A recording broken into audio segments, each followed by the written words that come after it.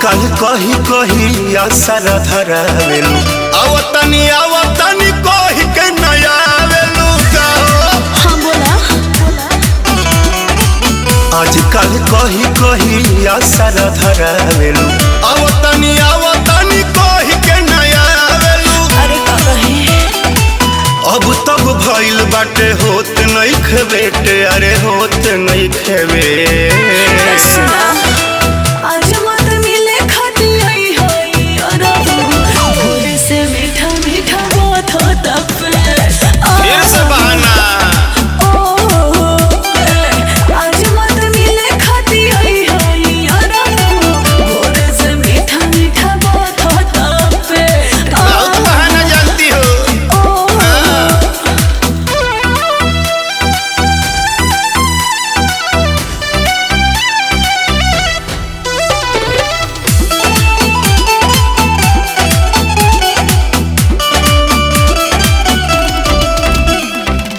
माथा में बाथा बा कह के बहाना जब कहीं मिले के तो कह देलू माना। बुझ मजबूरी दूरी दू दिन बना कर कसहु तू रह जानू मन के माना कर। जैसे फुसिलावतारू देखे चॉकलेट यार देखे चॉकलेट। चुप रह आज मत मिले खाती हुई होई और भोरे से मीठा मीठा बात होता मौसी क्या बड़ू आज मत मिले खाती हुई होई और भोरे से मीठा मीठा बात होता छिदवाली खान जाओ बात मान जाओ।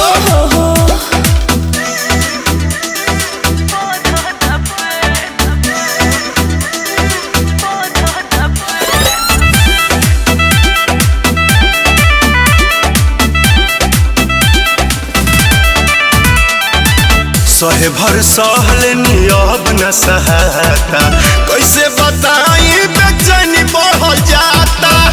अरुण बिहारी राकेश कर तू सवार हो चलती में गलती करब होई गड़बड़ हो। फाइनल बतावा एगो हमारा के डेट यारे हमारा के डेट। आई माय का कहे आज मत मिले खाती हुई होई और भोरे से मीठा मीठा बात होता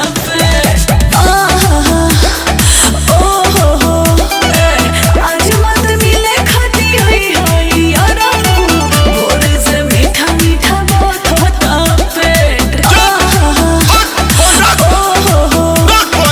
ड्रामा करके रखले बाड़ी।